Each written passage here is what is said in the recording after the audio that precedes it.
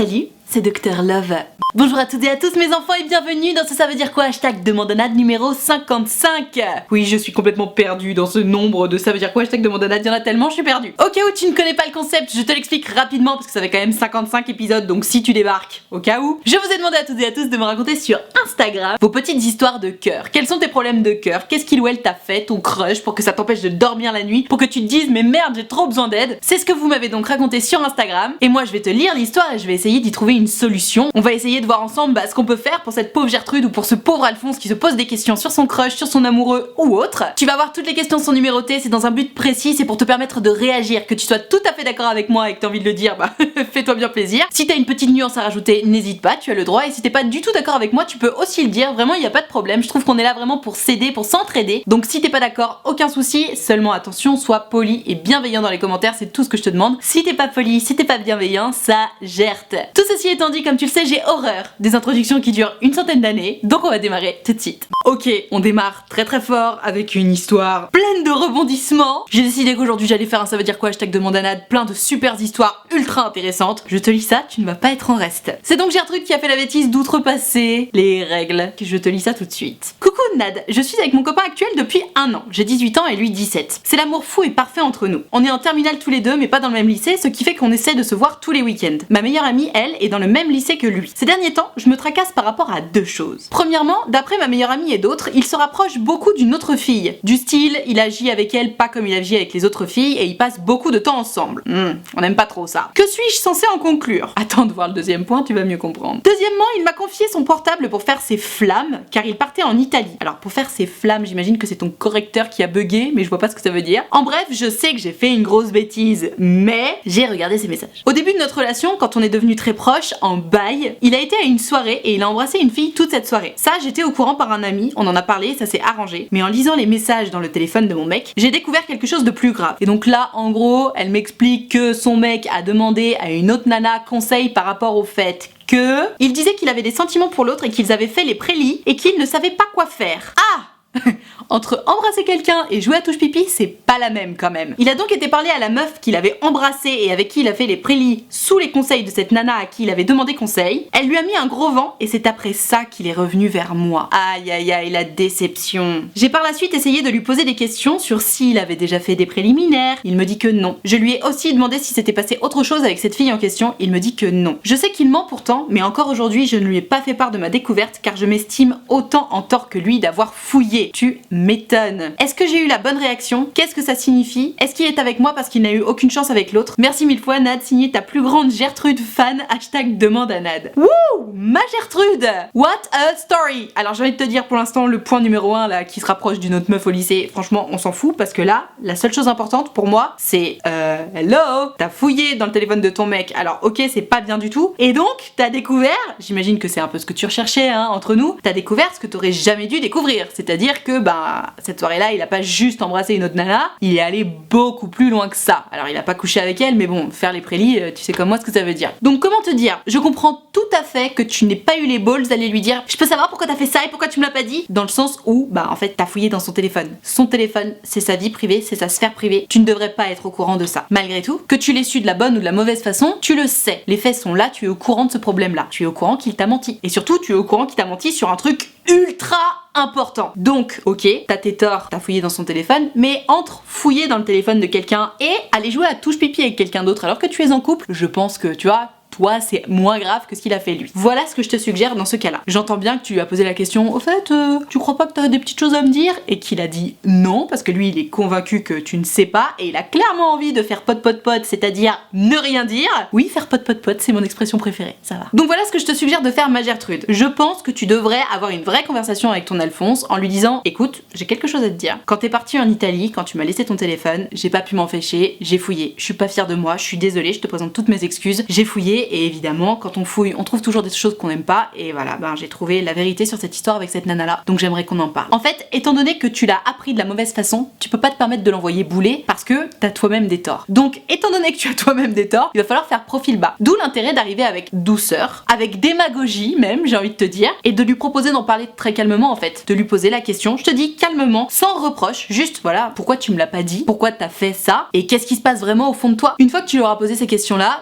soit il va nier, soit il il va pas nier. En principe, bon bah t'as fouillé dans son téléphone, tu sais la vérité, tu vois. Donc en soi il peut pas nier puisque bah c'était dans son téléphone, tu vois. Donc tu sais la vérité. Tout ce qu'il peut te dire c'est pourquoi il l'a pas dit en fait. Et c'est sûr, il va te dire un truc du style ah bah parce que t'étais trop importante pour moi, blablabla, je voulais pas te perdre. Ok, pas de problème, tu voulais pas me perdre. Dans ce cas, pourquoi t'allais lui demander si elle voulait sortir avec toi avant de venir me dire ah bah je suis désolée, j'aurais pas dû. Pourquoi? Et là en fait, juste tu vas le mettre au pied du mur. Tu vas le mettre face à sa connerie, c'est-à-dire que là où il a de toute façon perdu, c'est que oui, toi t'as fait une petite erreur, une grosse erreur selon la situation. Pour moi, vu la situation, c'est une petite erreur ce que t'as fait. T'as fouillé dans son téléphone, mais lui il a deux énormes erreurs, c'est-à-dire que non seulement il t'a menti sur un truc où il aurait pu dire la vérité, tu vois, et en plus il a essayé de faire en sorte de sortir avec une autre nana, et comme ça s'est pas fait, il est venu avec toi. Donc ce que tu peux en penser, pour moi, c'est que bah le mec il est ultra égoïste en fait. Tout ce qu'il voulait c'était pas être tout seul. Alors dans ton message, en revanche, attention, tu ne me précises pas quand c'était. Ça fait 1 an que t'es avec ton mec. Admettons si cette histoire là c'était il y a genre 8 mois, 10 mois, bon bah de l'eau a coulé sous les ponts depuis, tu vois. Donc effectivement, et ça c'est sûr et certain, au moment où cette meuf lui a mis un vent, bah lui son but c'était de sortir avec cette meuf là. Évidemment que si elle lui avait dit oui, il serait avec elle, il serait pas avec toi. Toujours est-il que elle lui a dit non et il est revenu avec toi. Depuis, de l'eau a coulé sous les ponts et depuis bah peut-être qu'il est vraiment attaché à toi. À toi de voir ma Gertrude. En tout cas ce qui est sûr c'est que il y a beaucoup de problèmes là dans ce couple là et honnêtement ça part pas du bon pied. Maintenant, soit vous avez l'intelligence et la maturité de réussir à en discuter tous les deux comme des gens civilisés, comme des adultes. Une fois que vous aurez eu cette conversation, à toi de voir si tu pardonnes ou pas. Parce que bah il y a un moment, j'imagine que ça a dû drôlement ébranler la confiance que tu as en lui. À toi de voir ma Gertrude. En tout cas ce qui est sûr c'est qu'il faut que tu le confrontes. Je te conseille vivement d'attendre la fin du confinement et d'avoir cette conversation face à face avec lui parce que par téléphone c'est juste pas possible. Mais courage parce que ça va pas être évident et je veux bien que tu viennes me raconter la suite, ce qu'il t'a dit, comment il a réagi et tout parce que ouais j'avoue c'est un peu croustillant. On enchaîne avec Gertrude qui est face à un dilemme cornélien entre son crush et ses amis qui ne peuvent pas se piffrer. Je te lis ça tout de suite. Hello Nad, ça fait la 2e fois que je t'écris, mais tu sais, moi, on me sort par la porte, je rentre par la fenêtre. Et t'as bien raison ma Gertrude. Je reçois tellement de messages, notamment pour les ça veut dire quoi hashtag de Bandanade. Très souvent il faut insister ou alors prendre rendez-vous sur mon site utilefutile.fr si t'es vraiment trop pressé. Mais bon, c'est payant, donc à toi de voir. Mais tu vois ma Gertrude, tu as raison. Donc, précédemment dans la vie palpitante de Gertrude. J'adore. J'ai rencontré un gars l'année dernière que je détestais, mais cette année, on s'est retrouvés dans le même établissement et je me suis rendu compte que j'étais amoureuse de lui. De la haine à l'amour, il n'y a qu'un pas, tout le monde le sait. Le truc, c'est que lui n'a pas l'air de m'apprécier, ou du moins, je le laisse indifférent et ça m'énerve parce que j'ai tellement envie de lui montrer mes bons côtés. Oh, t'es trop mignonne, j'adore. En plus, mes meilleurs amis et lui sont dans la même classe et ils ne s'aiment pas trop. Ah. Ça c'est un petit peu plus chiant. J'ai peur des réactions de mes potes si je leur dis que je l'aime, pourtant elles me font souvent des sous-entendus comme quoi je suis amoureuse de lui. Y a pas de fumée sans feu hein. Bref, comment faire pour me rapprocher de lui et dire à mes amis que je craque pour lui, hashtag demande à Nad. Ça fait du bien des histoires qui parlent pas trop de confinement, hein. Alors, ma Gertrude, bah c'est pas très compliqué ton histoire. J'ai envie de te dire, tes amis, c'est tes amis. Donc il y a un moment, c'est pas à tes amis de décider sur qui t'es à fond, tu vois. Donc oui, il est fort possible que tes amis te disent quoi, mais t'es sérieuse quand tu leur diras que t'es à fond sur Alphonse, tu vois. Mais il y a un moment, elles vont pas te dicter sur qui tu dois être à fond. T'es à fond sur lui, c'est comme ça, t'as pas choisi. Là où je suis un peu dubitative malgré tout, c'est que au final, tu le connais pas ce mec-là. Au départ, tu l'aimais pas et tu me dis ah, je me suis rendu compte que j'étais amoureuse de lui, mais comme tu le laisses indifférent, ça veut dire que finalement vous discutez jamais. Donc c'est juste que tu l'as regardé et tu t'es dit finalement il est plus à mal, je l'aime bien. Et donc t'as changé d'avis. T'es pas amoureuse de lui. Enfin, je pense pas qu'on puisse parler d'amour, tu vois. Si vous vous connaissez pas, c'est pas possible. Donc disons que t'es en crush sur lui, ce sera suffisant. Premier point, moi je pense que c'est une bonne idée de le dire à tes copines parce que au moins les choses seront claires. Et puis aussi et surtout, elles vont pouvoir arrêter de lui faire la guerre à Alphonse. Parce que si tes copines font la guerre à Alphonse, bah fatalement t'as moins de chances de sortir avec Alphonse. T'as moins de chances de te rapprocher de lui, tu vois. Parce que lui, il va évidemment t'associer à tes copines. Donc faisons en sorte de faire la paix déjà avec tout le monde. Premier point, c'est très important. Et vraiment, hein, si tes copines elles te disent ah mais c'est mort, je te parle plus si t'es à fond sur lui, c'est que c'est pas des copines, hein. Soyons honnêtes, clairs et précis. Deuxième point par rapport à cet Alphonse où tu me dis bah je crois qu'il m'aime pas, je le laisse indifférent, etc. Toujours pareil, toujours pareil. Quand on est à fond sur quelqu'un qui ne nous connaît pas, qui n'a pas conscience de notre existence ou quoi que ce soit, il faut trouver n'importe quelle manière de faire en sorte que j'existe. Ils s'en rendent compte. Alors là, comme on est en plein confinement, bah ça peut passer par exemple par Instagram, tu peux aller le follow, tu peux liker certaines de ses photos, tu peux réagir à ses stories. Alors je peux comprendre que ça fasse un petit peu cheveux sur la soupe en mode attends, on se connaît pas, tu viens me follow sur Insta, mais en même temps pourquoi pas. Si tu n'assumes pas, tu peux créer un deuxième compte où on voit pas vraiment que c'est toi et tu l'ajoutes et puis vous parlez un petit peu et puis là tu diras ah bah c'est moi, nana, on est dans le même lycée, tu vois, tu peux faire ça. Si l'option Insta réseaux sociaux te plaît pas trop, dans ce cas il va falloir compter sur tes copines. Parce qu'en fait le problème c'est que toi t'es pas dans la même classe qu'Alphonse. Quand t'es pas dans la même classe que ton crush, fatalement bah c'est plus difficile de trouver une excuse pour aller lui parler. Parce que si t'es dans la même classe, j'en sais rien, tu peux parler des profs, tu peux parler des gens de la classe, tu peux parler des devoirs à faire que t'as pas noté, etc. T'as plein de choses à dire. Si vous êtes pas dans la même classe, c'est plus compliqué. Et donc c'est là là que tes copines entrent en jeu. C'est là que si tes copines ont fait la paix avec Alphonse, ce sera beaucoup plus facile. J'en sais rien moi, de faire une discussion à plusieurs par rapport à n'importe quel projet, par rapport à une soirée par exemple. Parce que oui, évidemment, si tes copines sont potes avec Alphonse, c'est beaucoup plus facile de l'inviter à une soirée que des trucs comme ça. En fait, très simplement, là dans un premier temps, ton Alphonse, il faut que tu trouves un moyen de t'en rapprocher. Après, on pourra passer aux étapes suivantes où il s'agira de le draguer, de lui faire comprendre qu'il te plaît, etc. Mais pour l'instant, il faut vraiment qu'il capte que t'existes et il faut qu'il capte que ouais, t'es une meuf sympa, t'as raison. À part réseaux sociaux et t'aider de tes amis qui sont dans la même classe que lui pour essayer de faire du lien, ça va être compliqué. C'est là qu'en fait j'en appelle vraiment à tes amis. Il faut que tes copines fassent vraiment l'effort de comprendre que bah toi t'aimes bien ce mec là et que ce serait vraiment te rendre service que d'essayer de se rapprocher un peu de lui, tu vois. Et pour elles ça doit pas être très compliqué parce que avec un peu de peau elles peuvent se retrouver à côté de lui en cours, essayer de papoter. Enfin tu sais, quand t'es dans la même classe que quelqu'un, c'est facile d'essayer de renverser la tendance. Enfin ça dépend à quel point la personne est conne en face, mais en principe c'est faisable, tu vois. Donc à voir, je pense que tu peux demander de l'aide à tes copines et une fois que t'auras passé cette phase là, reviens me voir, on en discutera. Oulala, je sens qu'il y en a qui vont sauter au plafond avec cette histoire parce qu'il y a des côtés où tu te dis mais putain mais Gertrude t'es débile ou quoi? Je te lis ça tout de suite. Coucou Nad, anonyme s'il te plaît. Évidemment Gertrude, bien sûr. Mon frère a un ami de 19 ans et moi j'ai 15 ans. Ce mec me parle parfois et il veut faire certaines choses avec moi sur le plan sexuel. Ok, ça le mérite d'être direct. Je lui avais demandé pourquoi il ne voulait pas sortir avec des filles et il m'a dit qu'il jugeait beaucoup l'aspect psychologique des filles, mais le fait d'être en couple ne l'a jamais dérangé. Alors déjà ça ne veut absolument rien dire. Je ne veux pas sortir avec des filles parce que je juge l'aspect psychologique des filles, mais être en couple ne m'a jamais dérangé. Cette phrase ne veut rien dire. J'aimerais réussir à sortir avec lui parce que ce mec est vraiment beau et il me plaît énormément et je pense être assez mature pour lui plaire. On va en parler mais je suis pas convaincue. Comment est-ce que je peux faire pour réussir à sortir avec lui alors qu'on ne se connaît pas plus que ça, mais si on couche ensemble j'arriverai à un peu plus le connaître peut-être. Oh là là, mais non, t'es pas du tout dans le bon ordre des choses là ma Gertrude. Aide-moi Nat, j'ai besoin de ton aide, t'inquiète pas, je vais te donner mon avis. PS, ça nous est souvent arrivé de nous chauffer par message, mais il y a quand même cette gêne à cause de mon frère, car mon frère n'a pas envie que je fasse des choses avec lui, #demande à Nat. Alors, ma Gertrude, comment te dire? Bon, premièrement, ton frère n'a absolument rien à voir avec ça. C'est-à-dire que, ok, c'est le pote de ton frère. En soi, tu es une jeune fille, lui, c'est un jeune homme, et vous faites ce que vous voulez. Ton frère n'a pas à intervenir là-dedans parce que c'est ta vie privée à toi et c'est sa vie privée à lui. Maintenant, attention, je te rappelle que tu as 15 ans et lui 19, c'est-à-dire que toi tu es mineur et que lui est majeur. Alors, on va tous se mettre d'accord une bonne fois pour toutes sur l'âge de la majorité sexuelle en France, parce qu'à chaque fois j'ai un milliard de commentaires qui me disent non, c'est 15 ans, non, c'est 16 ans, non, c'est 14. Donc on va regarder ça tout de suite, en direct. En France, la majorité sexuelle, c'est-à-dire l'âge à partir duquel un adulte peut avoir une relation sexuelle consentie avec un mineur sans être poursuivi, a été fixée à 15 ans. Donc la majorité sexuelle est à 15 ans. Ma Gertrude, ça tombe bien, tu as 15 ans et lui 19. Donc à partir de là, on bannit le problème de l'âge. Vous faites ce que vous voulez. Moi, ce qui me dérange là, avec ton bonhomme de 19 ans, c'est que il m'a tellement l'air de jouer les bonhommes en mode non, mais moi j'ai 19 ans. J'ai 19 ans, tu as 15 ans. Non, mais moi je sors pas avec des meufs parce que je juge l'aspect psychologique des meufs, tu vois. Mais en soi, être en couple, ça me dérange pas. Ça veut rien dire, connard! Non, en fait, ma Gertrude, moi ce que j'aime pas avec ton bonhomme là, ton Alphonse qui a 19 ans, alors que toi t'en as 15, c'est que déjà quand on a 19 ans, on va pas demander à une gamine, je suis désolée, de 15 ans, de coucher avec soi, tu vois. Quand t'as 19 ans, en principe, t'es intéressé par les meufs un peu plus matures que ça. Donc quelqu'un qui a 19 ans qui va vouloir absolument sortir avec une meuf de 15 ans, déjà, je trouve ça louche. Je trouve ça louche parce qu'entre 15 et 19 ans, il y a un tel écart de maturité. Je suis désolée, mais entre 15 et 19 ans, tu vis vraiment beaucoup de choses, notamment sur le plan sexuel, qu'en principe, à 19 ans, tu t'intéresses pas forcément aux personnes de 15 ans. Mais bon, admettons, tu es effectivement suffisamment mature pour plaire à ce garçon, vous vous entendez bien, et on oublie ce côté un peu bizarre de différence d'âge. Ma Gertrude, je pense malgré tout qu'il joue de son âge pour t'impressionner, ça a l'air de fonctionner ultra bien parce que tu me le dis toi-même, je pense être suffisamment mature pour pouvoir lui plaire. Ça veut dire qu'il fait déjà jouer ça, le côté non mais t'es trop petite, t'es trop jeune pour moi je suis trop cool. Ça fonctionne ultra bien, la différence d'âge c'est quelque chose de très séduisant quand on a 15 ans. Donc par rapport à ça déjà, méfiate. Deuxième point, à quel moment un mec que tu n'as encore jamais embrassé, il te dit qu'il aimerait faire des choses sexuelles avec toi? Je me doute que t'as encore jamais fait ta première fois. Enfin je sais pas, t'as 15 ans, peut-être que tu l'as faite, hein, c'est possible. Mais bon, à 15 ans, peu de personnes ont fait leur première fois, tu vois. Et je me dis, il y a un mec de 19 ans qui vient te chauffer par message et qui te dit ouais, j'aimerais bien faire des trucs sexuels avec toi. Et toi t'es en mode oh là là, j'aimerais tellement sortir avec ce garçon.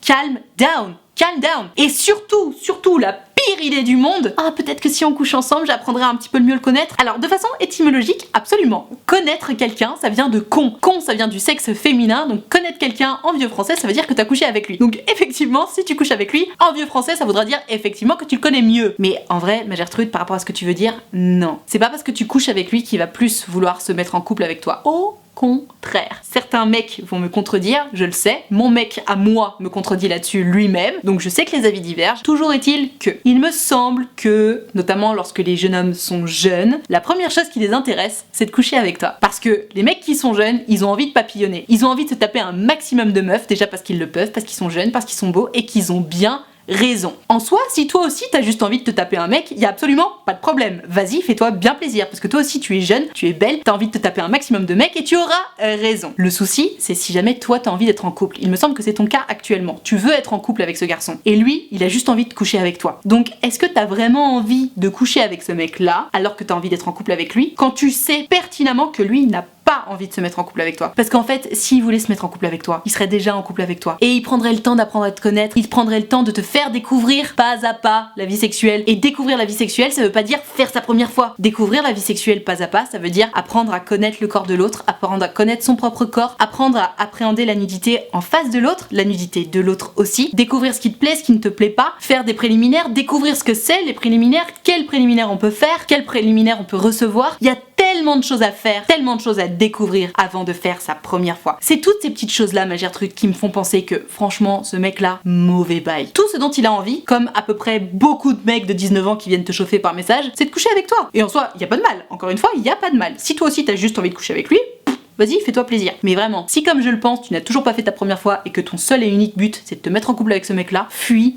Loin, loin, très loin, ma Gertrude. C'est pas une question de maturité. C'est pas une question de lui plaire ou de pas lui plaire. Évidemment, tu lui plais. Sinon, vous vous chaufferiez pas par message, tu vois. Mais ce qui est sûr, c'est que vous ne voulez pas la même chose. Et ce n'est certainement pas en couchant avec lui que tu vas arriver à tes fins. Le fait de coucher avec lui, ça permettra seulement pour lui d'avoir ce qu'il voulait et pour toi d'abandonner toutes tes chances. Voilà comment tu peux faire, entre guillemets, ta stratégie si jamais t'as envie de te mettre avec lui. Même si, soyons honnêtes, à partir du moment où on essaie de mettre en place une stratégie, ça veut dire que c'est déjà mal parti. La seule stratégie que tu puisses mettre en place si tu veux essayer peut-être d'arriver à tes fins, je mets beaucoup de conditionnels, mais parce que j'y crois pas trop, c'est de lui dire écoute, moi je veux bien coucher avec toi, mais quand on sortira ensemble, voilà. Et j'ai besoin d'attendre d'être prête, et j'ai besoin de passer par tous les petits paliers de l'apprentissage et de la découverte de la vie sexuelle, parce que on n'est pas à la boucherie en fait, j'ai envie de découvrir tout ça avant de passer à l'acte, parce que ça me fait du bien, parce que ça me rassure, etc. Donc ma Gertrude, sois forte, et surtout, sache ce que tu veux. Si tu veux sortir avec lui, tu sais ce que je pense qu'il faut faire, et surtout il faut pas lâcher. C'est-à-dire que il faut pas le croire s'il te dit non mais ok d'accord on va faire tout ça, mais viens d'abord on couche ensemble et puis après on verra. Ça voudrait dire que c'est mort. Dans tous les cas, si tu veux la vie de Mamie Nadia, cours loin.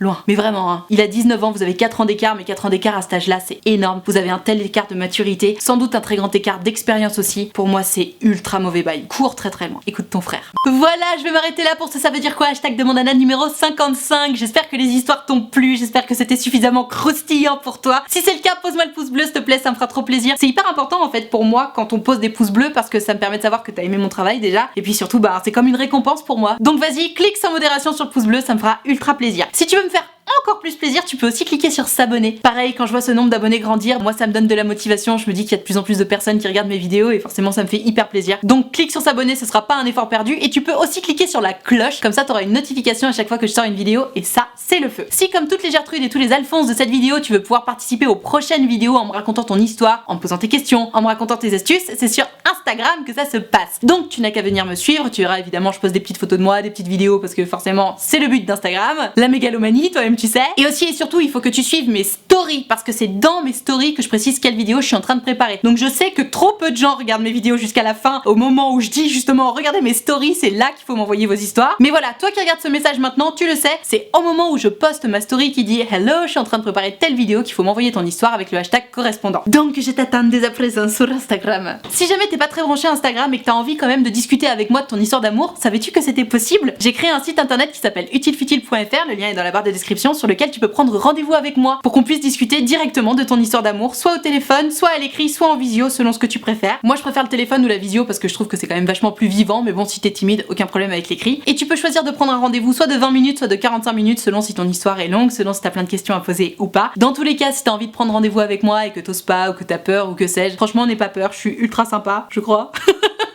Je sais mettre les gens à l'aise et ça se passe toujours vraiment très très bien. Et pour moi c'est toujours un immense plaisir de vous avoir en direct, donc surtout n'hésite pas, le lien est dans la barre de description. Je te rappelle également que l'option de souscription payante à ma chaîne YouTube est activée, ce sont les abonnés de diamant, tu dois les connaître depuis le temps, ils sont dans les commentaires, dans le chat de partout, c'est ceux qui ont un petit diamant à côté de leur pseudo. Si jamais t'as envie de venir les rejoindre, sache qu'il y a une cotisation de 5 € par mois, c'est pour me soutenir, ou plus si tu le veux et que tu le peux. Et moi, pour remercier mes abonnés de tout ce soutien, je leur ai créé un groupe Facebook dans lequel on discute tous ensemble. Je leur fais des lives Facebook exclusifs rien que pour eux, 3 fois par semaine, à chaque fois que je sors une vidéo en fait. Et tu l'auras compris, il y a une très très bonne ambiance, tout le monde discute, tout le monde fait des blagues, tout le monde se connaît bien et c'est vraiment sympa. Donc si t'as envie de venir les rejoindre, surtout n'hésite pas, tu seras forcément bien accueilli, je te le promets. Tout ceci étant dit, merci infiniment d'avoir suivi cette vidéo en entier. N'oubliez pas de rester chez vous, il reste tellement peu de temps, courage. Et en attendant la prochaine vidéo, je te fais des très très gros bisous. Ciao.